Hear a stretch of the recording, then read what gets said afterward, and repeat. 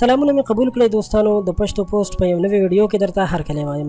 دوستانو په دې ویډیو کې تاسو سره د یو څو غلطیانو په باره کې معلومات شریکوم چې اکثره خلک هغه غلطیانې د خوراک نه وروسته کوي چې په آینده کې د هغوی لپاره ډېر لوی مشکلات پیدا کولی شي.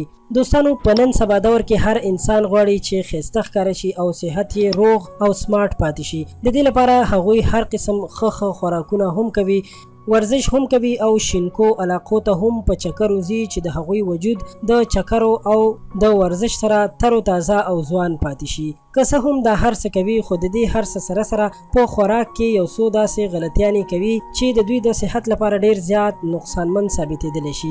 دغه غلطیانې کومې دي دا ویډیو تر اخره وګورئ چې په ټولو معلوماتو باندې پوه شئ. د خوراک نه وروسته سمدست ویده کېدل. لومړنۍ غلطي چې اکثره خلک یې کوي هغه د خوراک نه وروسته سمدست ویده کېدل دي. د خوراک نه وروسته سمدست ویده کېدل ستاسو صحت ته نقصان درکولی شي او دا ښه طریقه هم نه ده، ځکه چې تاسو کوم خوراک کړی وي هغه د خوب له وجې په خېټه کې سم نه هضمیږي او د دې وجې نه په معده کې د درد او د نورو مسایلو شکایت هم پیدا کیږي.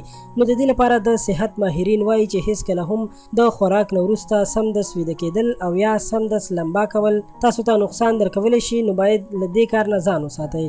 دویم د خوراک نه وروسته د میوې یعنی فروټ استعمال دی. که څه هم د میوې او یا د فروټو استعمال زموږ د صحت لپاره ډېر ښه دی، ځکه چې هغه زموږ په صحت کې هر قسم پروټین پوره کوي.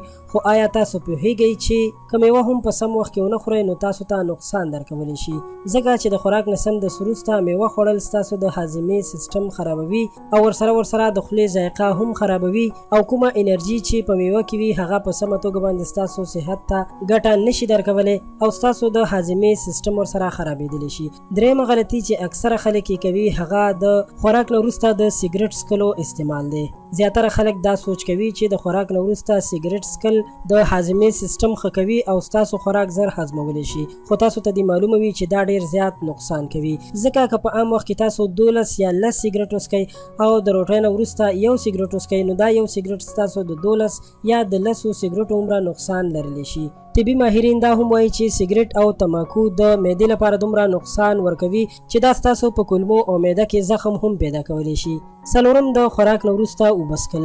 اوبه که څومره هم وڅښل شي نو فایده لري، خو د خوراک نه سمدست وروسته اوبه څښل تاسو ته ډېر زیات نقصان درکولی شي، ځکه چې د خوراک نه سمدست وروسته اوبه څښل ستاسو په جسم کې د ګیسټریک جوس او انزایم مقدار کموي چې په هغې سره د معدې په تیزابیت کې اضافه کیږي او ورسره تاسو د معدې د سوزش ښکار کېدلی شي او ورسره د خوراک نه وروسته سمدست چای څښل هم ستاسو د هضمي سیستم خرابولی شي.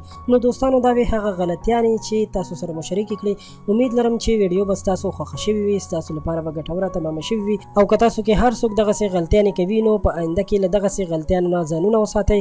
ویډیو در سره لایک کړئ او له نورو په زړه پورې ویډیوګانو لپاره پښتو پوسټ چینل سبسکرایب کړئ. ډېره مننه.